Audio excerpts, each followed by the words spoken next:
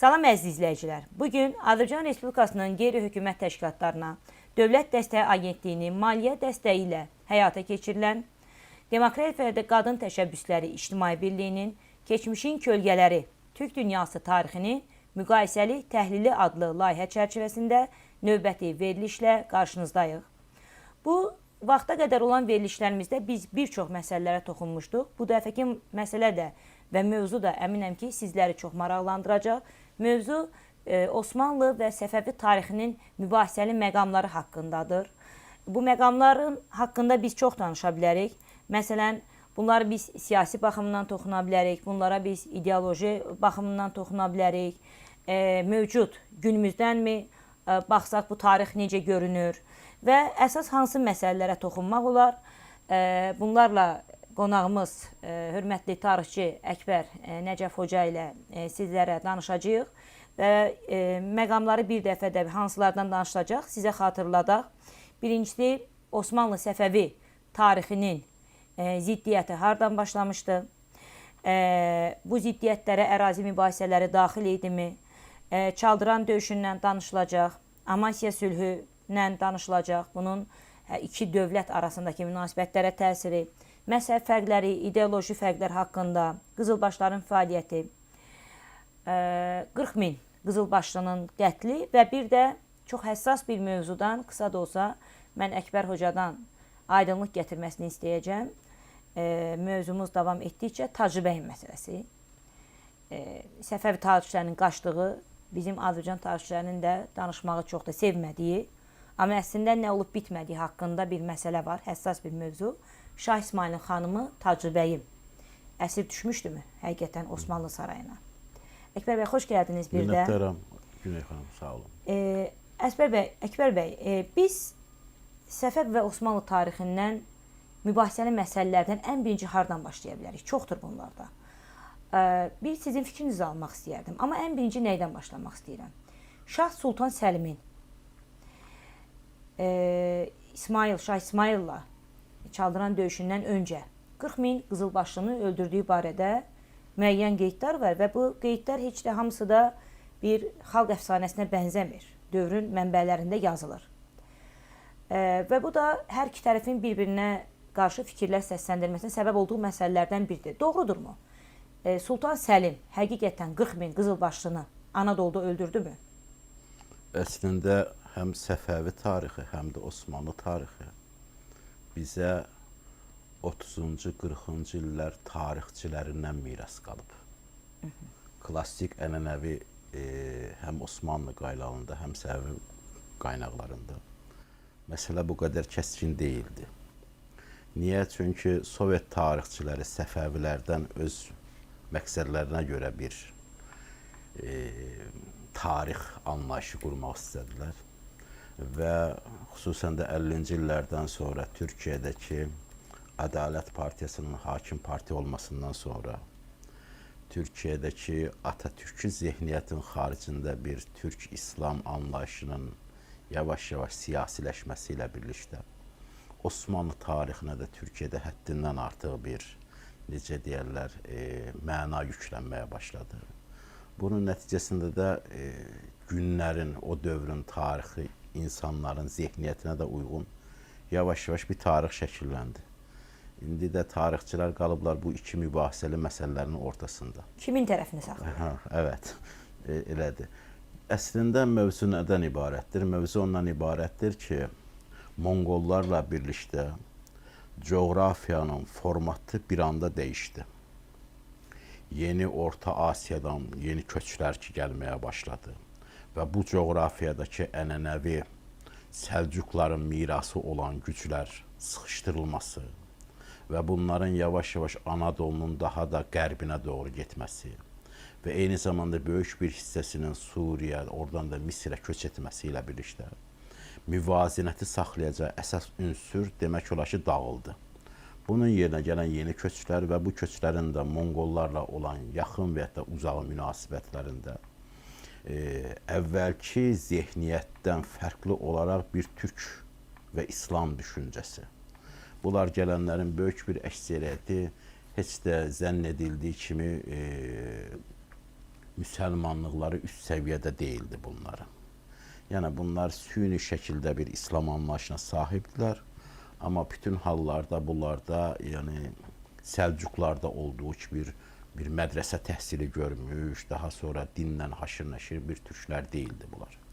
Bunların öz zehnindən, öz keçmişindən də qalan dini inanclarla birlikdə yeni bir İslam anlayışı və üstəlik bu dağıntılar ortasında xarizmatik liderə müqəddəs dərəcədə inanılacaq bir düşüncənin ortaya çıxması. Bütün bu proses sırasında əsas ünsür olaraq da təriqət mərkəzli kimliklər ön plana çıxmağa başladı. Bu sadəcə Səfəvilərə aid deyildir. Osmanlıların özləri də təriqət kimliklidirlər. Niyə görə? Osman bəyin də daha sonra qaynatası olacaq, daha sonra Osmanlıların siyasi legitimliyinin formalaşmasında mühüm rol oynayacaq Şeyx Ədəb Ali və onun ətrafındakı müridlərin böyük bir hissəsi Babayidirlər. Babayilər kimlərdir? 1240-cı illərdə Babayilər Anadolu və Azərbaycanın da qərb hissəsində böyük bir üsyan başlatmış. Bunlara müasir qərb tarixçiliyində heterodoks müsəlmanlar deyirlər. Nə demək yəni, ki bu? heterodoks Tamaşaçılar üçün müsəlmanlar, yəni aydınlığa tam bunların müsəlmanlığı yəni belə yüksək səviyyədə deyil də. Yəni bunlar həm şamanist ünsürlər, daha sonra bəzi müsəlman ünsürlə qarışmasından formalaşmış. Tam olaraq hər hansı bir məzhəbi kimliyə bağlanmamış. Yəni bunlarda tam şiə deyil, tam sünni deyil. Belə ortada bir İslam anlayışı, xalq təsəvvürü içərisində anlaşılan bir İslam düşüncəsi. Anadoluda da var idilərmi? Təbii ki, əsasən elə Anadoluda. Çünki Azərbaycanda artıq Elxanlıların və Monqolların nəzarətinə keçdikdən sonra buradakı müqavimət edəcək gücləri qalmadı. Böyük bir güc, xüsusən də Monqollarla mübahisəli olacaq güc, böyük bir hissəsi Anadoluya qaçdılar. Və Anadolunda da əsasən o dövrdə hardasa bir 1 milyon, 2 milyona yaxın böyük bir türk kütləsi gəlib yerləşdi ki, bu o dövr üçün böyük bir rəqəmdir. Hətta bu proses sırasında dövrün məşhur bir Xarizmşah Cəlaləddinin də yaxın ətrafında yer alan müəlliflərindən biri olan Nəsəvi deyə bir müəllif var. Bunun Xarizmşahın bioqrafiyasını yazmışdır. O deyir ki, gələnlərin nəticəsində Azərbaycan Türkmən dənizinə oxşayırdı. Yəni o qədər insan gəldi ki, xüsusən Orta Asiyada da Xarizmşahların məğlubiyyətindən sonra elə yükünü tutan qaçdı Azərbaycan, Anadolu bu bölgələrə.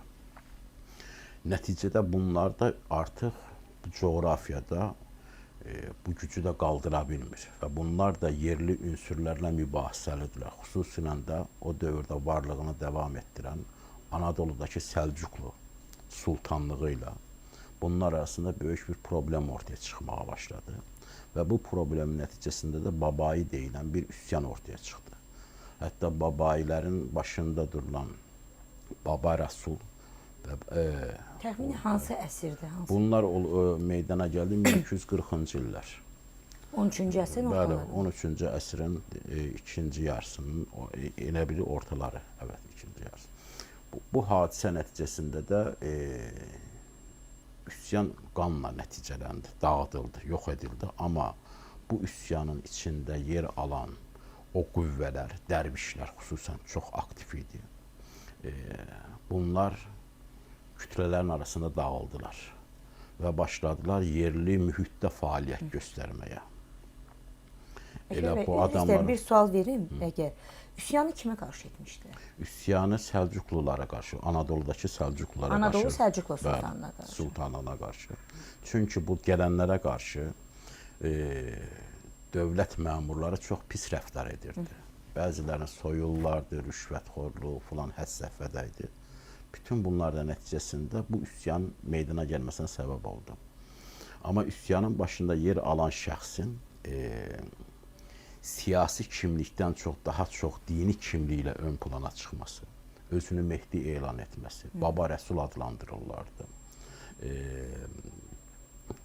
Ona görə də bu xalqları bu gücdə, bu anlayışa sahib insanlar ətrafında birləşməsinə səbəb oldu. Elə bu mühitdə artıq yavaş-yavaş Səfəvi şeyxləri də Anadolu coğrafiyasına yavaş-yavaş təsir etməyə başladı. Niyə?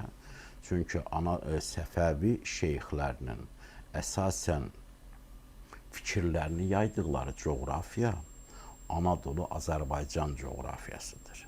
Niyə? Çünki bu insanları eyni dili danışırlar, eyni zehniyyətə sahibdirlər, eyni düşüncədədirlər və bir anda 14-cü əsrdən etibarən sürətlə artıq Anadoluda yavaş-yavaş qızılbaş anlayışın formalaşmağa başlayır. Təbii bunun üçün orada yer alan Bektaşilər də eyni zehniyyətdədirlər. Ümumiyyətlə bu Babayilik, Bektaşilik, daha sonra orada fəaliyyət göstərən Qarkinilər vardır. Baba Qarkının tərəfdarları bunlar. Daha sonra Heydərilik və Səfəvilik. Bunlar hamısı eyni düşüncə, eyni zehniyyətlərdə insanlardır və eyni təriqət anlayışına sahibdirlər. Osmanlılar da, Səfəvilər də bu kimliyin içindən çıxıblar. Həm də kimlik kimə aid olacaq bir mübahisə də gedir. O toplumu kim əldə edəcək? Bu sonraki müstəvidə ön plana çıxmağa başladı. Çünki elə o dövrdə Osmanlılar necə deyərlər, bir siyasi kimlik olaraq ortaya çıxmamışlar. Xanədan yavaş-yavaş özünü Biləcik falan o civarlarda yavaş-yavaş formalaşmağa başlayır. Burada da eyni zamanda Elxanların içərisində bir Səfəvi kimliyi yavaş-yavaş formalaşmağa başlayır. Üçüncü bir səbəb də Monqol zehniyyəti bu təriqatlarla daha yaxın münasibət var. Nəinki klassik mənada bildiyimiz məzhəbi kimliklərlə. Çünki Monqollar bunları daha yaxşı başa düşürlər. Bunların İslam anlayışı onlara daha uyğundur. Və hətta heç uzağa getməyək, ilk Elxanlılarda İslamı qəbul edən Əhməd Təküdardır, daha sonra da Qazan xandır. Bütün bunlar ikisi də təriqat İslamını qəbul ediblər, məzhəbi bir İslam qəbul etmirlər. Bu çərçivədə onlar bu təriqatlara, bu təriqatların ətrafındakı müridlərə geniş imkan verirlər. Və eyni zamanda artıq o yavaş-yavaş Monqol kimliyi coğrafiyada yerləşdikdən sonra bunlarda aparıcı gücə çevriləcək yeni kütlələrə ehtiyac var. Monqollar bir sonraki mərhələdə sürətli şəkildə bu coğrafiyadakı Oğuz Türkmən tayfaları ilə yaxın münasibət qurmağa başladılar. Və bunlar da artıq dövlətlə haşir-nəşir olduqca demək olar ki, yavaş-yavaş bu kimliklər siyasi mühitin mərkəzinə yerləşməyə başladılar. Heç uzağa getməyək, Səfiyyəddinin zamanında, hələ Səfəvinin ilk qurucularından biri, Şeyx Səfiyyəddin zamanında müridlər sayısı o qədər çoxdur ki, Elxanlıların Əmirül-Mömini vardır, yəni bəylərbəyi deyirlər ona, Əmir Çoban. Bir dəfəsində səfərdə demişdi ki, ey şeyx, sənin tərəfdarların mı çoxdur, mənim ordum mu? Əmir Çoban çox məşhurdur Azərbaycan tarixində. Eyni ilə. O da demişdi ki, sənin əskərlərin belə mənim müridlərim sayılır. Yəni, o qədər... Çox siyasi cavab verir. Eyni zamanda da o dövrdə Rəşidəddin dövlətin vəziridir eyni zamanda. Rəşidəddinin imzası ilə Səfəvilərə aid mülklər artıq dövlətin tərəfindən təsdiqlənir. Ki, Səfəvi mülkləri də Təbriz ətrafı, Muğan bölgəsi, Gilan bölgəsi, İsfahanda da mülkləri var bunların, Qəzvində də. Heç uzağa getməyin, Səfəvi paytaxtları dəyişdiyi zaman Səfəvilərin mülklərinin olduğu yerlərdə dəyişdirilib. Deyəlim, Təbriz, Qəzvin, daha sonra İsfahan. Bunlar üçü də daha əvvəllərdən Səfəvilərin təriqat mülklərinin, vəqf torpaqlarının olduqları ərazilərdir. Yəni, hər hansı bir təsadüfən... Təsadüf deyil, amma maraqlı məlumatdır. Yəni, Səfəvilər rastgələ Qəzvini, sonradan da İsfahanı seçməyiblər. Eyni ilə. Burada ən böyük problem Anadoluda ortaya çıxdı. Anadoluda Osmanlılar formalaşmağa başladığı müddətcə Osmanlılar siyasi bürokratiya olaraq Türkiyə Səlcuqların və Elxanlıların bürokratiyası ilə birlikdə eyni zamanda yavaş-yavaş Bizans ünsürlərini də almağa başladılar. Və Osmanlılar xüsusilə də 1453 İstanbulun ələ keçirilməsi türk tarixi üçün nə qədər mühümdürsə, eyni zamanda türk tarixi üçün qırılma nöqtəsidir. Çünki dövlət Osmanlı artıq o zaman qərar verir ki, mən artıq bu köçəri ünsürlərlə davamlı olaraq davam edəcək halda deyiləm. İstanbulun Fəthindən sonra. Və nə həyata keçirir? İstimalət deyirlər buna. Yerləşdirmə siyasəti. Köçəri ünsürləri, obaları, tayfaları əkinçi xalqa çevirmək. Bu böyük bir problem yaratdı. Və bunun da qarşısında Anadoluda o zamanda bir dənə Osmanlı yoxdur. Səlcuqlu dövləti dağıldıqdan sonra, Türkiyə Səlcuqlu sultanı dağıldıqdan sonra o coğrafiyanın içərisində ondan çox bəylik forma ortaya çıxdı. Germiyan oğulları, Qaraman oğulları, Candar oğulları, yəni çox sayda. Bunlar da arasında bu coğrafiya üzrə mübarizə gedir, amma bunlar heç bir zaman ənənəvi türk anlayışlarını, həyat tərzini dəyişdirmirlər. Bir anda Osmanlının qarşısında Qaraxanlılar bu türklərin haqlarını müdafiə etməyə başladılar. Bunun ən yaxşı nümunəsi, mən sizə misal çəkim, həm o dövrün Qaramanlılar tərəfindən yazılan mənbələr, ən mühümü Şikərnamə və eyni zamanda o dövrün Osmanlılar tərəfindən yazılan mənbələrini müqayisə etdiyiniz zaman bu ikisi arasındakı ciddi olaraq zehniyyət fərqini görəcəksiniz. Və Qaramanlı mətnləri çox kəskin şəkildə Osmanlıları tənqid edir. Eyni zamanda Osmanlılar da eyni şəkildə Qaramanlı tənqid edir. Səfəvi sonraki mərhələdə bu Qaramanlıların olsun, Germiyanlıların olsun, daha sonra bu bölgədə yer alan digər bəyliklərin olsun, bütün o mirasını əlinə alır.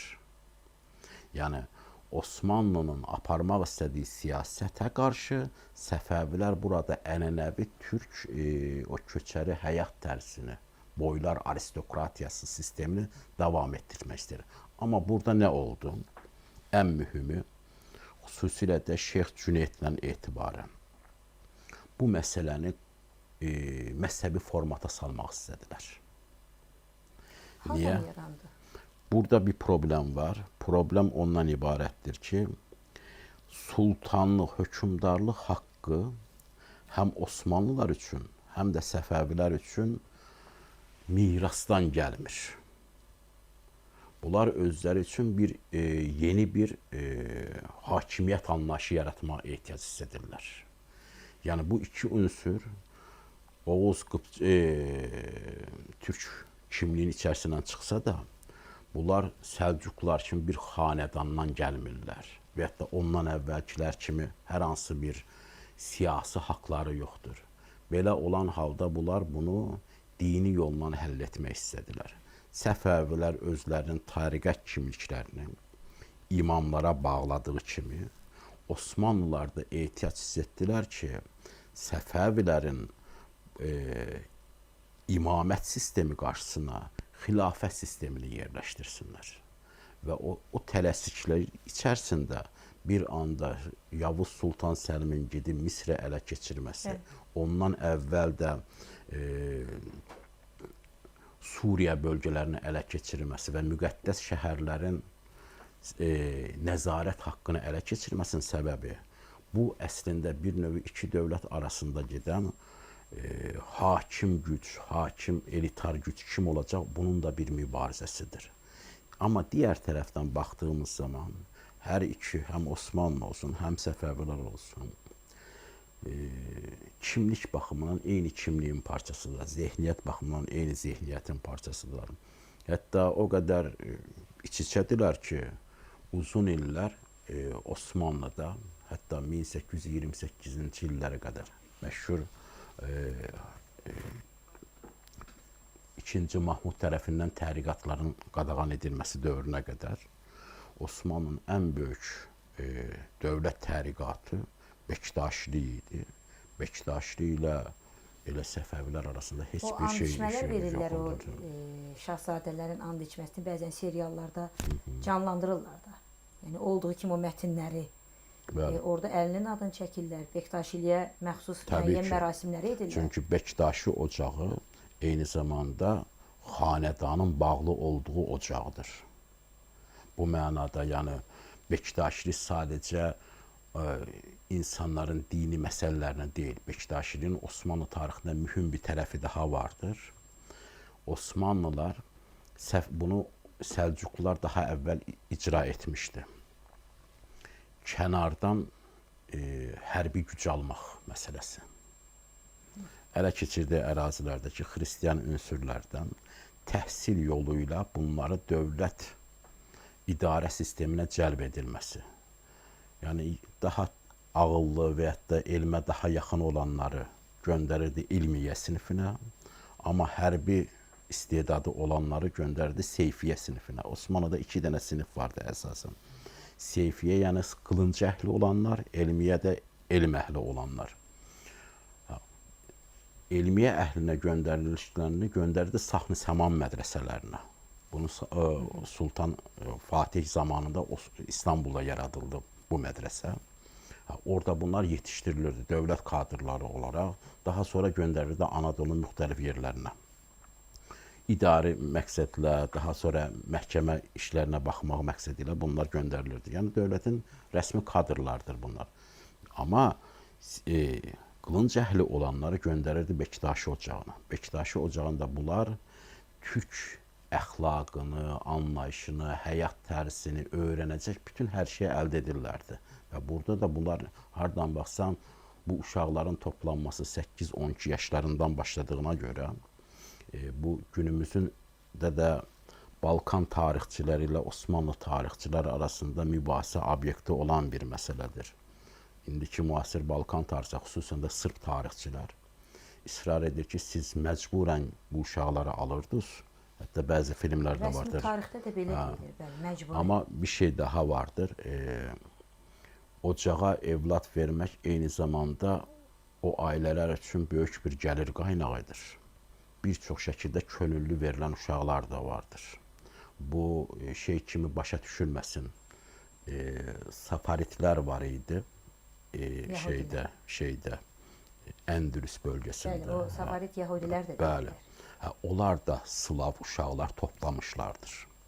Şeydən əvvəl, Osmanlılardan əvvəl. Niyə görə? Onlar o uşaqları Şimali Afrikadakı müsəlman saraylarına göndərirlərdi. Onların zehnində bu iki məsələ qarışdığı zaman bəzən vahiməli hadisələr, fikirlər də ortaya çıxa bilər. Amma bütün hallarda hərbi yoldan əsir düşmüş insanların da ailələrində uşaqları bu məsələyə cəlb edilmişdir. Amma bütün hallarda Bektaşi təriqatı deyilən və ya da Yeniçəri deyilən zehniyyət aşağı yuxarı elə Qızılbaş Səfəvi zehniyyəti ilə Bu eyni haqqında söhbət gedən bu 40 min öldürülübmü, öldürülməyib? Hə, belə bir hadisə Çünki, oldu. Türk tarixçilərindən Osman Gündüz Bəli. tarixçi deyir ki, belə bir hadisə olmuyor. Tufan Onun özünə Gündüz. məxsus Tufan Gündüz, üzr istəyirəm. Əsaslandırmaları var ki, həmin vaxtı bölgədə vergi verilməsində heç bir dəyişiklik yoxdur. Yəni öldürülmədən söhbət gedə bilməz, amma o zaman belə bir sual ortaya çıxır. 40 min öldürülən var idisə, mülki əhali idi, yoxsa sizin bəhs etdiyiniz dərvişlər idi? Problem əslində bu məsələni son dövrlərdə ən yaxşı tədqiqatçısı Rıza Yıldırımdır. Rıza Yıldırım çox yeni mətnləri də gündəmimizə gətirdi. Əslində hadisələr Yavuzdan əvvəl atası Bəyazıt zamanında olub.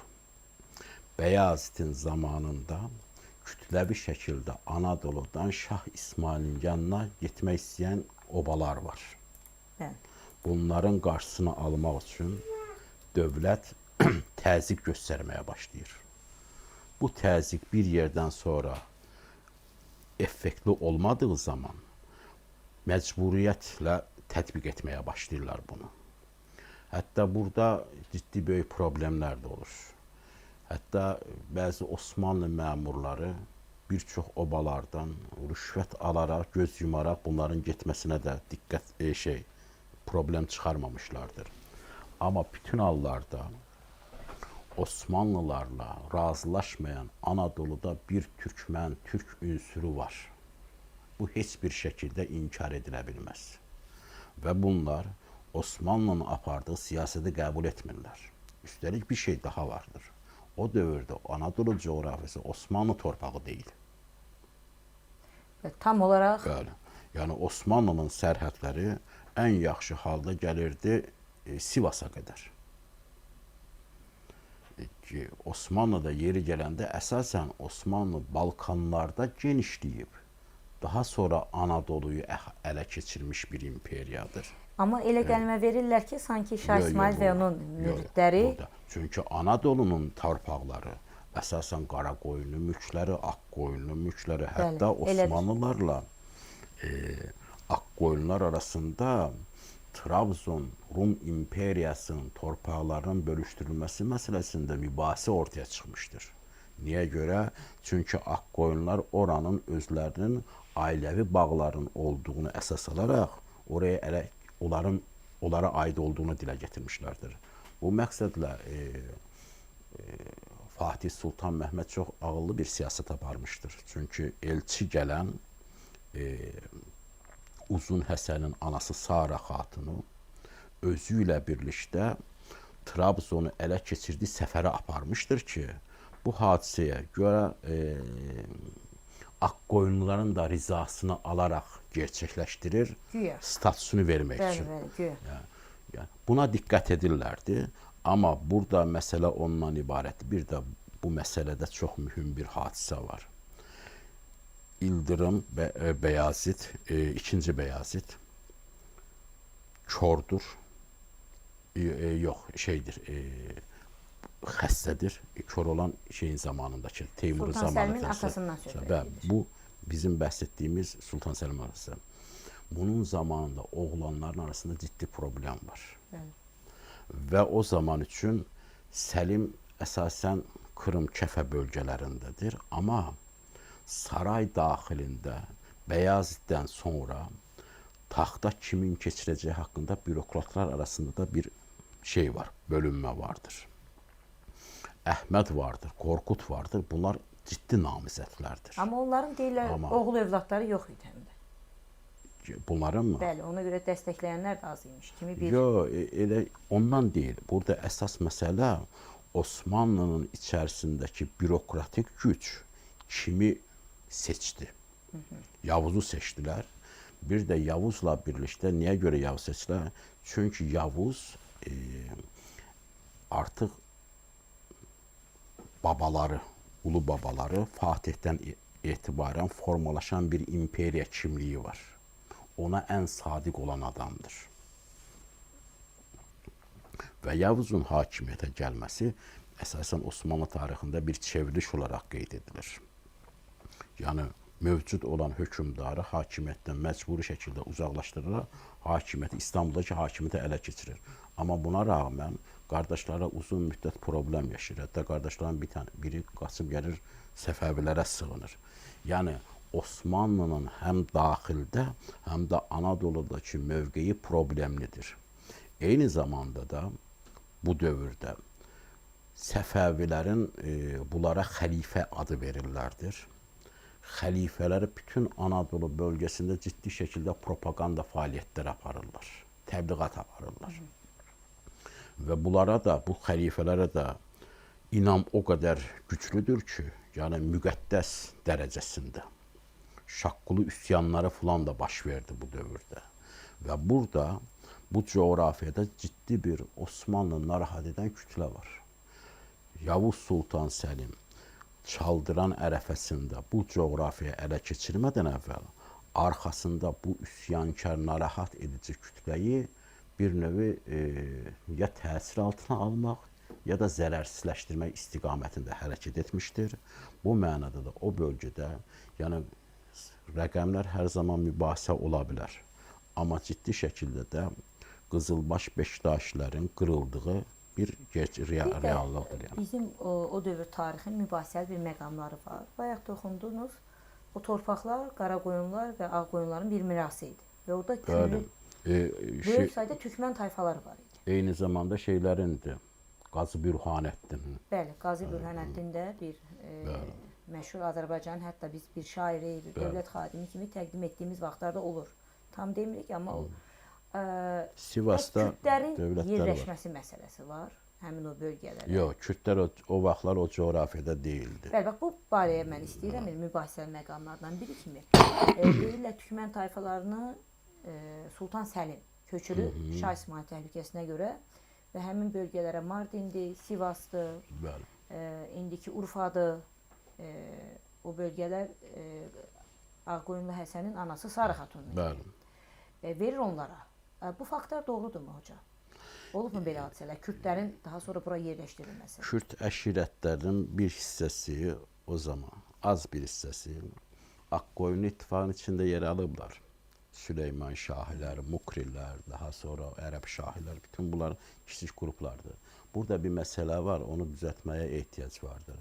O dövrdə kimə Kürd deyilir? Aha, maraqlı bir sualdır. Yəni, indiki Kürdlərin o dövrdəki bütün əcdadları Kürd adlanmırdı.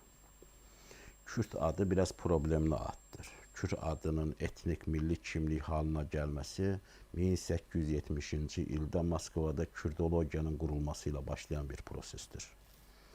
Bu, o vaxta qədər Ərəbin də Kürdü vardır, Türkün də Kürdü vardır, Kürdün də Kürdü vardır. Misal, niyə görə? Kürd deyilən kimlik daha çox sosial həyatla bağlı bir kimlikdir. Dövrün Osmanlı mətnlərində də çox açıq şəkillərdə görə bilirsiniz. Deyəlim ki, Oğuzlardan bəhs edir, Əkrad-ı Oğuzan deyir. Bayandurlardan bəhs edir, Əkrad-ı Bayandıriyyə deyir. Səbəb nədir? Əkrad Kürdün cəmidir, yəni Kürdlər deməkdir. Bayandur Kürdləri, Oğuz Kürdləri nə deməkdir bu? Yəni Oğuzların şəhərdə yaşamayan, qəsəbələrdə yerləşməyən kütlələrinə bu adı verirlərdi. Bu mənada da Kürd demək o zaman üçün günümüzdəki olduğu kimi tək bir kimliyə ifadə edən tanım deyildir, ifadə deyildir, adlandırma deyildir. Kürd adı üzərində bir kimlik qurulması 19-cu əsrin məsələsidir. Yəni, buradakı 19-cu əsrdə formalaşan tarix düşüncəsini orta əsrlərə aparmaq doğru deyildir. Amma hocam, fakt var axı, indi orada Kürdlər yaşayır. Mən bunu tənqid eləmir qətiyyən. Yox, təbii ki. Amma sadəcə olaraq o tayfaların köçürülmə söhbəti var. Tayfaların kütləvi halda Kürdlərin o bölgə köçürülməsi Osmanlılardan etibarən başlayan bir prosesdir. Nə zaman? O dövr üçün, deyəlim ki, Kürdlər içərisində qızılbaş zehniyyətində olanlar var. Kimlərdir? Zazalar. Bəli, Zazalar indi də özlərini fərqli sayırlar. Onlar əslidə ki, özlərinə də Zaza demirlərdi. O zaman Dımıllı deyirlərdi. Deylaman bölgəsindən köçdüyü üçün o adı almışlardı. Ələvi Bəkdaşi zehniyyətində insanlardır. İndinin özündə belə bu adamlar məscidləri olmayan Türkiyədə yeganə qruplardan biridir. Çox maraqlıdır. Niyə cəmiyyəviləri falan var, icraatlarına. Ələvilərin yoxdur, bəli. Orada icra edirlər ibadətlərini. Amma burada bir məsələ var. Osmanlının bu bölgəyə gətirdikləri Kürdlər Şafeydilər. Və Şafei Kürdlərini bu coğrafiyada yerləşdirdiyi zaman məzhəb olaraq bunları özünə bağlayır. Və bunları bufer bir zona yaratmaq üçün bu bölgədə yerləşdirmə ehtiyac hissedilir. Ki o zaman da elə ciddi olaraq qızılbaşlarla Kürdlər arasında da böyük ixtilaflar meydana gəlir. Heç uzağa getmək, bunun ən yaxşı nümunəsi məşhur İdrisi Bitlisidir. Onun Şərəfnamə əsərində. Bəli, çox məşhurdur. Misal üçün, orada hətta Kürdləri Oğuzxana qədər aparıb bağlayacaq bir şəcərə də yaradır o məşhur müəllif. Bunun ailəsi əslində əvvəllər Səfəvilərlə yaxın əlaqələri olan bir ailədən gəlmədilər. Amma daha sonraki proses içərisində bunlar tərəf dəyişdirdilər və bölgədə, o sərhəd bölgəsində tərəf dəyişdirmələr də çoxdur. Yəni, Kürdlərin bölgəyə yerləşdirməsi, əsasən Şafei Kürdlərin bölgəyə yerləşdirməsi Osmanlının bir növ Anadolu coğrafiyasının cənub və şərqində Bir baryer. Bir bariyer qurmaq məqsədi daşıyırdı. Hə, burada bir məsələ vardı. Osmanlılar o yerləşdirdikləri kürdlərə həddindən artıq geniş imkanlar da verdilər. Onların heç bir zaman daxili işlərinə müdaxilə etmədilər. Halbuki mərkəzi Anadoludakı bütün tayfaların, xüsusən türk tayfaların bütün daxili işlərinə müdaxilə edirlərdi. Amma o kürdlər, kürd əşirətlərinin həyat tərzlərinə, bir-birlərinə münasibətlərinə, dini, iqtisadi heç bir şeylərinə qarışmadılar. Sadəcə bunlara əsas verilib ki, sərhədin qoruma missiyasını bunlara verilib. Yəni bir növü əvvəlki dövrlərdə Osmanlıların Bizansa qarşı apardığı uç siyasətinin tərsini burada Səfəvi Osmanlı sərhədində icra etmə ehtiyacı hiss edib. Coğrafiya Hə, zamanla Qədəri də dəyişdi. şimalı Suriya bölgəsində, daha sonra şimalı İraq bölgəsində ki, şimali İraq bölgəsində əslində çox böyük bir kütlə yaşayırdı. Oryatlar yaşayırlardı. Daha sonra Qaraqoyunlu tayfaları yaşayırlardı. O problemlər sırasında bunların bir hissəsi Səfəvilərin tərəfinə getdi, bir hissəsi bölgə ümumiyyətlə tərk edib Misirə getdilər. Yəni o coğrafiyada sabit bir kimlik problemi var. var.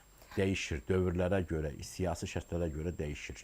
Hoca bir qədər yenə də həmin dövr çox maraqlı həqiqətən məsələlərə toxunursunuz, aydınlanırıq. Estağfurullah. Həqiqətən belədir, çox maraqlıdır. Yəni izah edirsiniz. Səfəv Osmanlı müharibələrinin bir başlanğıc nöqtəsi kimi var. Bunu indi tam olaraq başlanğıc deyil, amma Çaldıran döyüşü məsələsidir. Və müharibəni birinci kim başlatdı? Nə üzr istəyirəm, bilmək istəyirəm. Ən mühüm, ən mübahisəli yəni məqamlardan biri budur. Çaldıran bir nəticədir əslində, səbəb deyil təbii ki. Səfəv Osmanlı müharibəsində hər iki tərəf rəqib idi, qarşı-qarşıya durmuşlar. Amma müharibəni kimlər başlatdı? Yəni bu əsrlər boyunca hətta deyim ki, sürəcək müharibələri, vuruşmaları, özü ilə bərabər gətirən dağıntılar, müəyyən ideoloji nəmunələr, məzhəblər və bu günümüzə qədər gələn Şah İsmayıl yoxsa Sultan Səlim? Valla ikisi də eyni dərəcədə bu məsələdə problemlidirlər.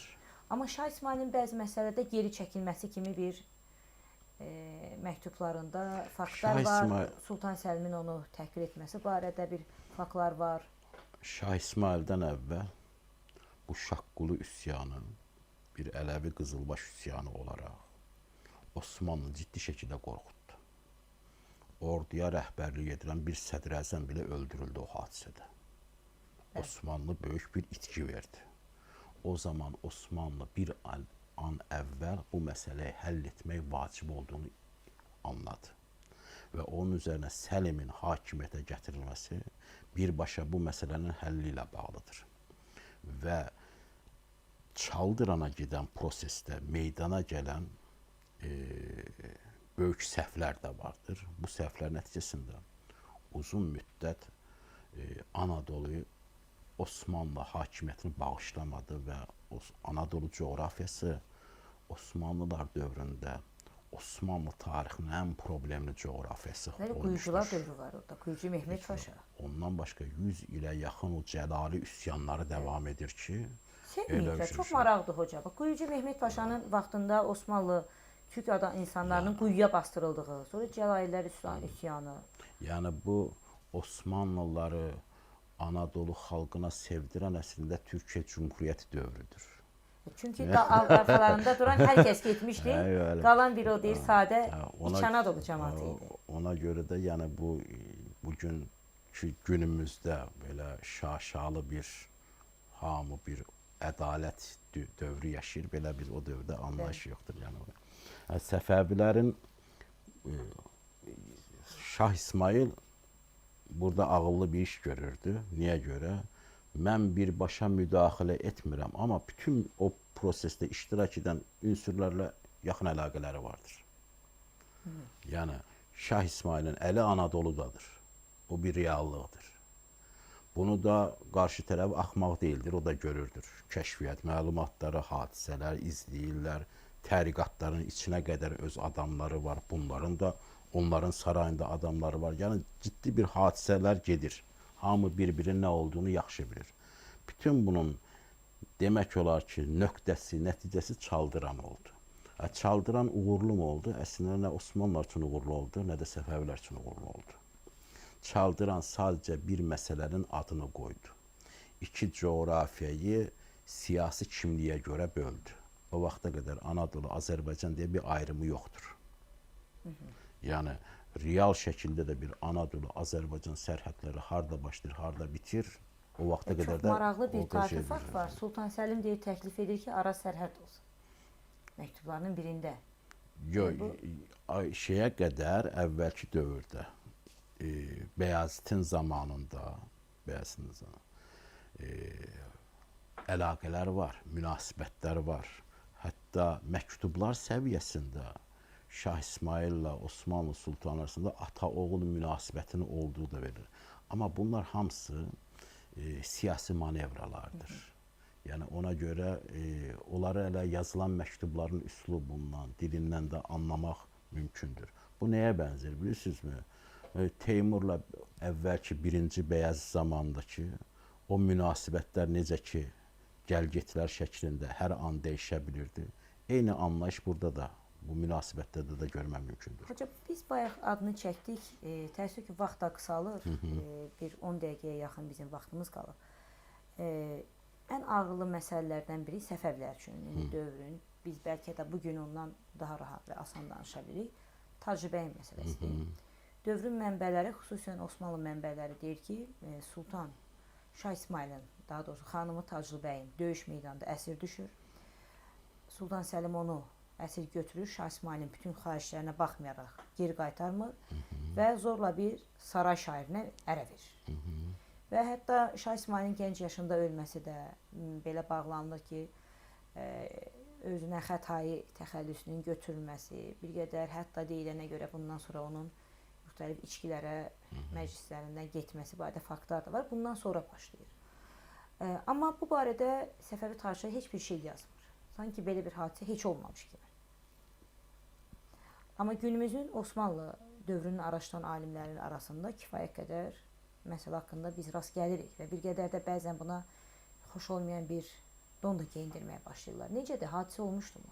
Tacübəyin bununla bağlı yazılar daha çox Osmanlı mətnlərində, Yavuzdan sonraki dövrdə, əsasən də Qanuni Sultan Süleyman dövrü mətnlərində, mənbələrində bu məsələ qabardılır. Amma maraqlıdır ki, Səfəvi mətnləri də bu hadisələrin üzərində o qədər dayanmamışdır. Halbuki bu o qədər də o dövr üçün belə üzqızardıcı bir hadisə deyildir. Çünki belə hadisələr Türk tarixində kifayət qədər vardır. Sultan xanımı görülməmiş bir şeydir. Həm də müsəlman hökmdarın xanımı. Niyə ki, Bəyazıtın da xanımı Teymurla əsir düşmüşdür. Yəni bu bunlar cariyələr idi. Öz xanımı Bəyazıtın. Yəni bu, yəni Osmanlıların başına gəlmiş bir hadisədir.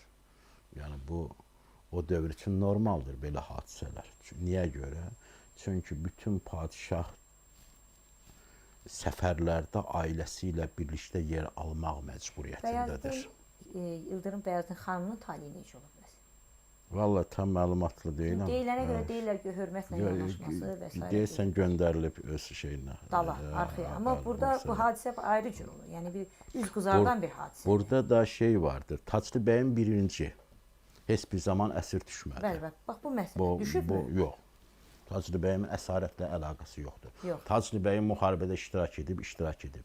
Taclı bəyin müharibədə idarə etdiyi hərbi dəstələr də var idi. Şəxsən. Bəli. Bunlar Vaciyan Rum da adı ilə də keçir. Qadınlardan ibarət əsgərlərdən bunlar. Bəli. Çünki öldürülənlər arasında da görünür bu və bu Rum bacıları deyilən qruplaşma ta kökləri şeyə qədər Şeyx Əhvədinin qızı Fatıma bacıya qədər uzanan geniş bir şeydir. Yəni bunların inkar ediləcək şey deyildir. Burada müharibədə iştirak edir. Məsələ ondan ibarətdir ki, Osmanlı mənbələri israrla bunun ələ keçirilən qadının Taclı bəyim olduğunu deyilir. Amma Taclı bəyim kimi bir xanımı ələ keçirdikdən sonra kim niyə sərbəst buraxsın ki?